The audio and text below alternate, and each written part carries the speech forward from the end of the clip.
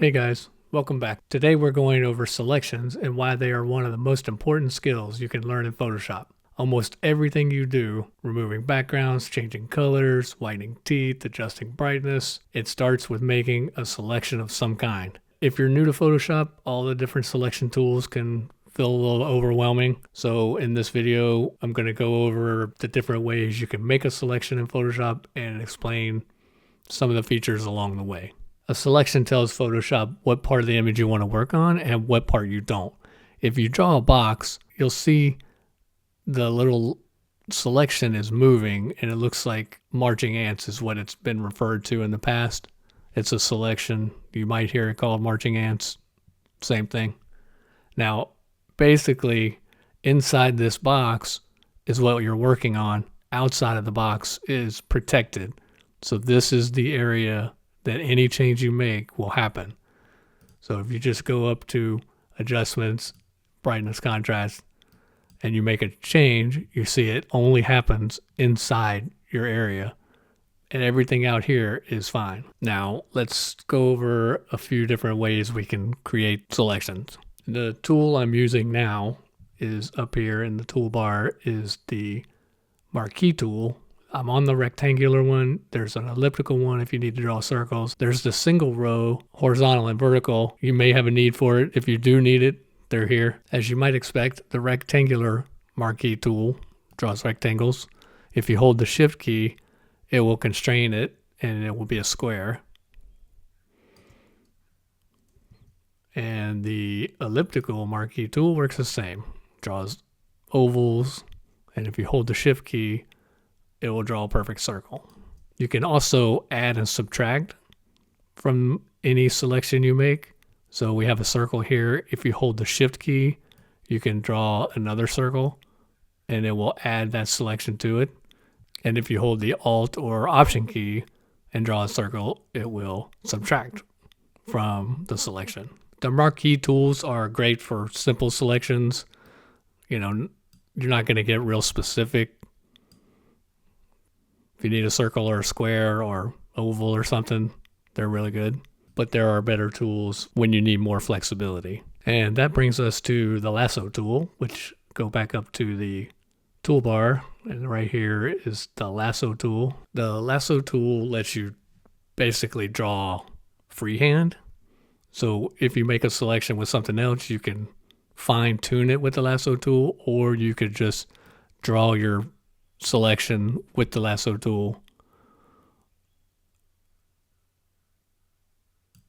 like that. And you can also go in, same as the other, shift to add and Alt or Option to subtract. It's not perfect, but it's good for fixing other selections that also aren't perfect. The Lasso tool will get a lot of use.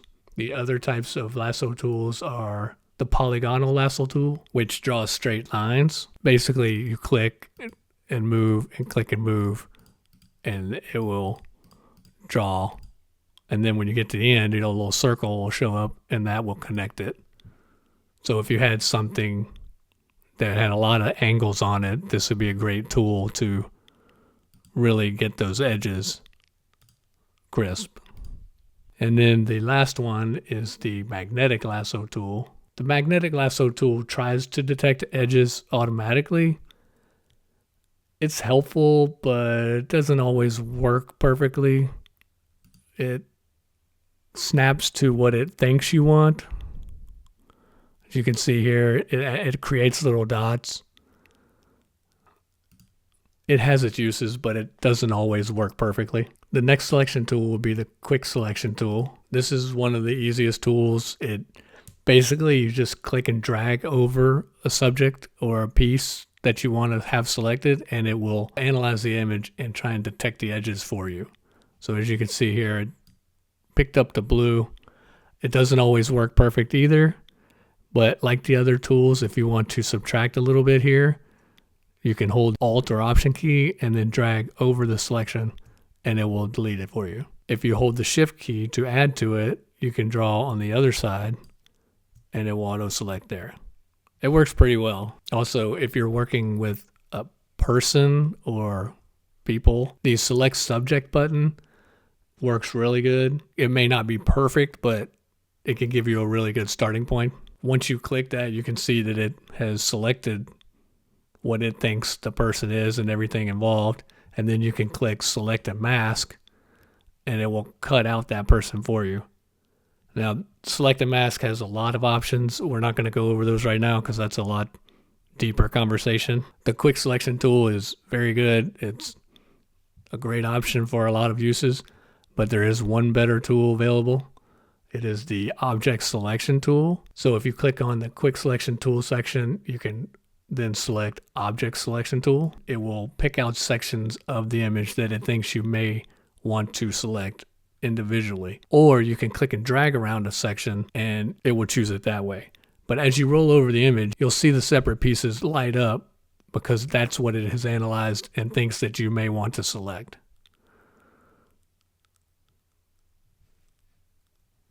And this is the same thing as before. You can select one piece and it will select it. And then you can hold the shift key and select another piece and it will select it too. Or you can click and drag around the eye and sometimes it will select it. But see, it also didn't do there.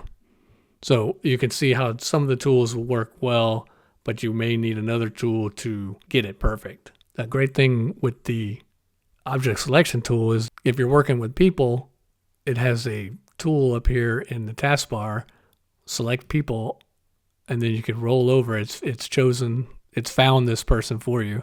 If you click there, it has isolated each piece of what makes a person. So you can click this, and if you want to, you can click multiple ones and then hit apply, and it will make the selection for you. Okay, let's go over some features of all selections. You can make a selection and it's possible to feather the selection so that it softens the edges. And you can do that by going up to select in the menu bar and clicking on modify and then feather. And the higher the number will be, the softer the edge. So just for example, if you were to do this at 25, you can see how it rounds, and that just means that it's going to blur. So if you were to brighten this,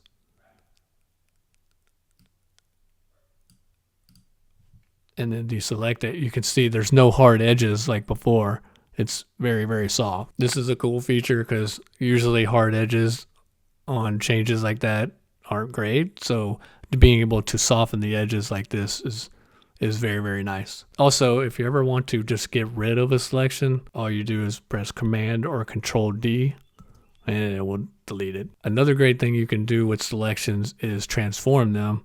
So if you had something you were trying to get perfect here and you missed a little, you don't have to redraw your box. You can go to Select in the menu bar and then down to Transform Selection, and it will give you the same handles as any other transform, but it's only transforming the selection, not the actual image.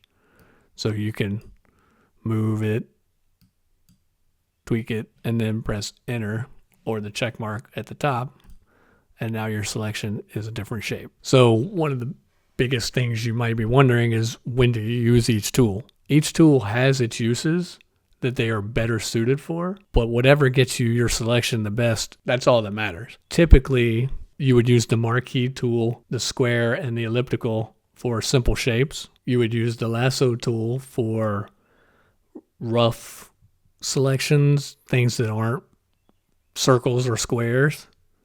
You would use the Quick Selection Tool for painting over sections. And you would use the Object Selection Tool when you want Photoshop to do most of the work.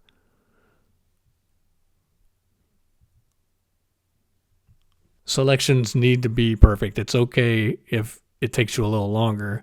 Normally, selections are going to be what you use to make a mask, and the better your mask, the better the outcome. So as you can see, selections are a huge part of Photoshop. And once you understand how to control them, which one works for your situation, everything else becomes easier. Creating layer masks become easier. Some of these you will use more than others, but practicing all of them in different projects will definitely help everything start to feel more natural. And before you know it, you'll know exactly which tool to use for which situation. I hope that helped, and I'll see you next time.